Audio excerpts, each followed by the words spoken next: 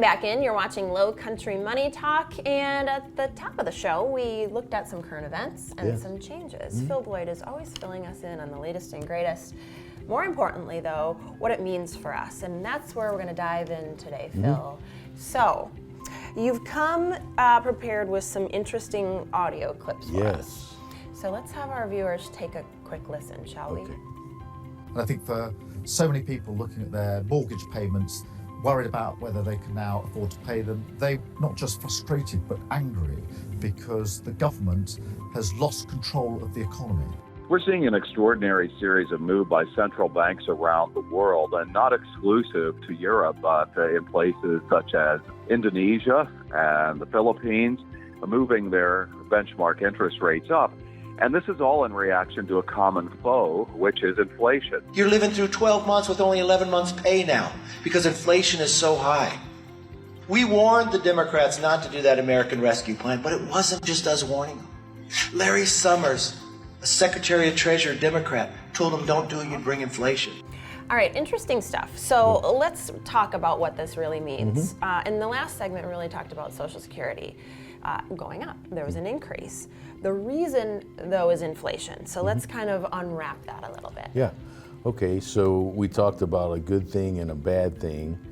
The bad part, again, is it's putting more dollars in the system. Now, according to what we just heard, you know, this is not just a U.S. issue.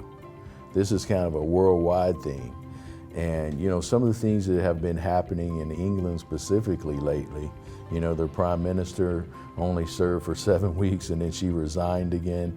So their inflation is more than ours. They're over 10%. And their central banks are really having a hard time.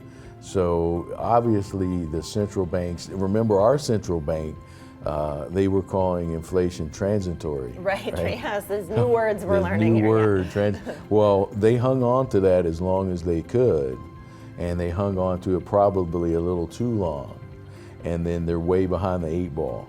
So now they have to do these interest rate cuts, and we see the market. Well, you know, we talked about bear traps, remember that on some of our shows? So the market reacts to information that's not really panning out quite true. So a couple of the bear traps, the market's always saying, well, the Fed's gonna slow down. The Fed's gonna slow down. And then when they find out they're not, then the market sells off again. Right. And it's interesting because you talked about bear traps on one of the episodes, and then it wasn't but a few days later that we saw that happen. And now we're going for round 3. One of the clips talked about living through 12 months with only 11 months pay. I thought that was a really interesting statement. Gets my mind thinking a little bit about jobs and what we're going to be seeing going into the rest of this year and beginning of 2023. So let's talk a little bit about unemployment and really what effect that has on the stock market. So people think, Jessa, well, the employment numbers came out and unemployment went up. Why did the stock market go up? It's not intuitive. It's bad news, right? Yeah, right. It's bad news, but then yet it's good news, kind of like the Social Security we've been speaking of. So bad news, people are thinking, and the stock market's thinking, well, if unemployment is going up, then the slowdown is happening that the Federal Reserve is trying to accomplish by all these interest rate hikes. So the more unemployment, which we would normally think, hey, that's a bad thing. Sounds bad, right? The market's liking it because they're saying that we're getting closer to stabilizing the inflation, and maybe the Federal Reserve will back off of those interest hikes. So big picture, maybe unemployment is a positive change under the circumstances. It's a tough call, good, bad, here we go again.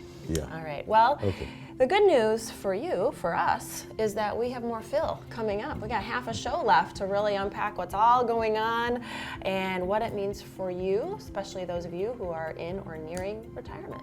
Thanks, Phil. All right. It's Lowcountry Money Talk. We'll be right back.